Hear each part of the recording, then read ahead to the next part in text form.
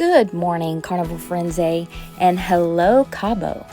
This is day 3 of our 5-day voyage, and it's so beautiful. But time to get breakfast. So anyone that's not aware, Cabo is a tender port, which means you have to get on a water shuttle to get to land. And this was the line just to get the shuttle tickets to get off the ship. We were lucky that we got up early and went and got in line and were able to get our tickets. But on my way to get breakfast, I was walking through this and I was in awe in how long this line actually was. So if you want to get off Cabo and you do not have a excursion through Carnival, you have to stand in this long line to get a ticket to get off. This is maybe a good day to go grab some coffee or some juice and put those plastic bags to use. Just grab something easy to go, get some pastries, and call it a day. This little organizer that I got from Amazon works wonders when you're traveling and you need to keep cash on you. It helps to keep it organized. You can put your increments. So here I am in our cabin getting cash out. And just wanted to show you guys how easy and convenient this little pouch is to just pull it out of the safe and pull money out of my little allowance pocket and roll it back up when I'm done and stick it right back in the safe. So in port, the only way to get off the cruise ship is to get to level 0, and that is not accessible by elevator.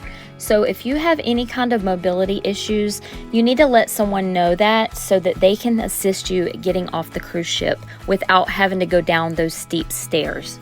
So you know the little shuttle passes that you had to stand in line to get? This is the line that you have to stand in to get off the cruise ship with that pass.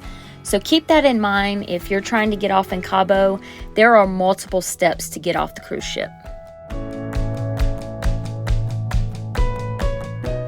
So this is the water shuttle that you'll be getting on to get over to Cabo, and it runs about every 20 minutes. We've always been lucky and caught it when it was just loading up, so we've actually never had to wait. Just make sure that you have your sign and sell card, because they will not let you back on the shuttle unless you show them your sign and sell card. Another thing to keep in mind is in Cabo, they don't have a pier. That's why they use the water shuttle, and they have a last call for boarding the shuttle. And if you miss that time frame, you can't run up the pier the same way as you can at other ports and try and hope that you make it onto that cruise ship. If you miss the last shuttle, you are kind of screwed. They will not wait for you. They will not bring another boat out to get you. And you will have to figure out how to get back home. So I would not take those chances. We always try to leave about an hour before the last call just to be safe. So I would make sure that you just keep up with your time and know that when that last shuttle leaves, it leaves.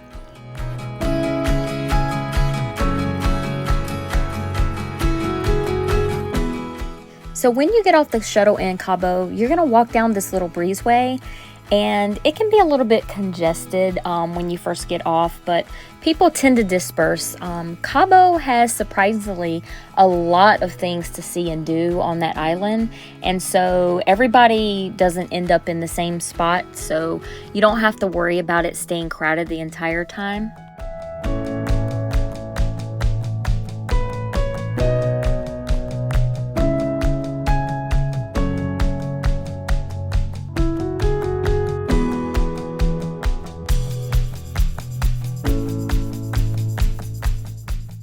As you walk down the boardwalk in Cabo, you're going to notice a lot of marine life. We saw fish, we saw birds, we even saw some little baby stingrays, so keep your eyes open for that.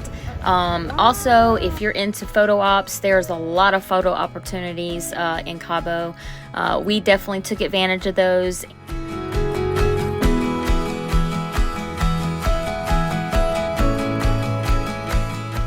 If you plan on exploring Cabo on your own, they have these walking maps that pretty much takes you anywhere you want to go. You really don't have to worry about getting lost as long as you stay on the main strip. That is not something that you're going to have a concern about. You will have people trying to sell you stuff, but just a nice polite no, and they usually will leave you alone. Just know that if you act interested, they are going to try to keep selling you things. So me and my husband decided to go to Alexander's for lunch before we hit the beach. Cheers. We got all this food. My husband ended up getting a Mexican beer. I ended up getting a Fanta, and this all with tip ran us about $50.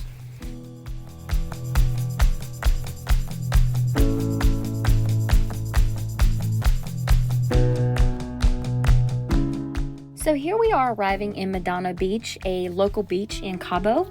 It's about a 20-25 minute walking distance from the Shuttle area. One of the things that we really like about this is we didn't have to take a water shuttle to get here. We just walked, so it wasn't that bad. And we can also see the cruise ship directly from the beach, so it makes us feel safe. Another thing, the beach was really, really clean, and I can appreciate that. The water is also beautiful here.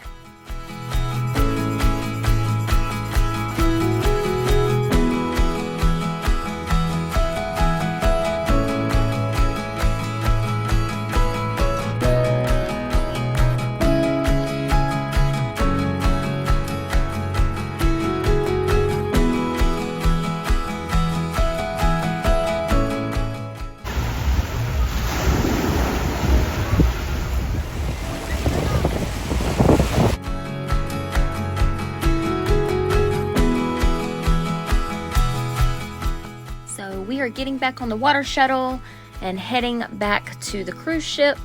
This concludes our day in Cabo.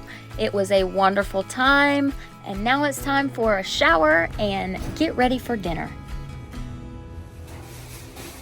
Hello. So we went to Viaggio for dinner. That is the Firenze's Italian specialty dining. So from the menu, you get to choose a starter, a soup or salad, an entree, and then also a dessert. We thought the food was good. It wasn't one of those things where it was like, oh my gosh, this is like the best food. We actually chose this instead of the 555 steakhouse, just to do something different since we typically go to 555 when we're on other cruise ships. But if I had to do it again, I would choose the steakhouse over this. It's just something that we've grew accustomed to really enjoy, and in comparison, I still think that the steakhouse tops this, but I still would try it if you've never tried it before.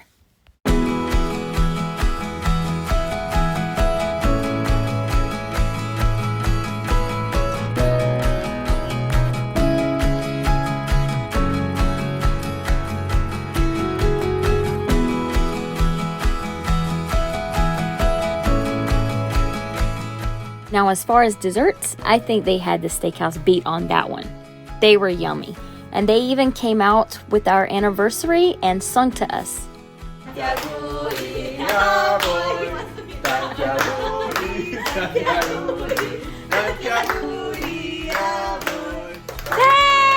thank you! Then brought us complimentary shots. Saluta. Saluta. And now we're back in our room with our new animal, and it's time to get ready for White Night and Silent Disco. So for Silent Disco Night and White Night, those two were combined. And let me just tell you, we got there early to get in line, and there was already a line formed. If this is something that you want to attend, you need to get there early. They ran out of headphones. By the time we got up there to actually get our headphones, that line had grew almost down the stairs, around the corner. It was a lot of people going to this. And I know why, because it is so much fun. If you've never done the White Night, you should try it. Basically, you're given these headphones that have 2 different channels that turn to different colors, and on those different channels is different DJs. So you get to choose what kind of music you want to listen and dance to. It's so much fun, and it's actually kind of hilarious sometimes. If you just take your headphones and listen to people singing, it's kind of funny hearing everyone hear the different songs and singing to them. It's even funny to people watch because you can't hear the music. You just see all these people dancing around to nothing. It's pretty funny if you ask me.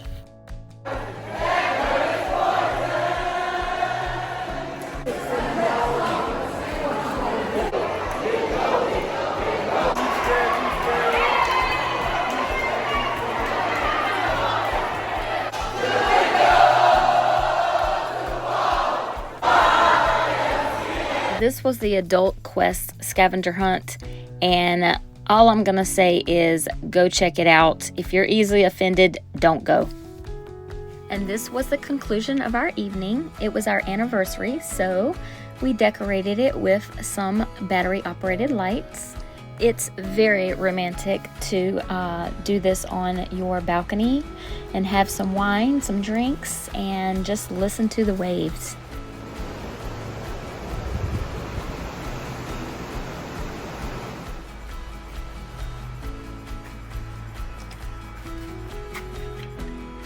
Good night, y'all.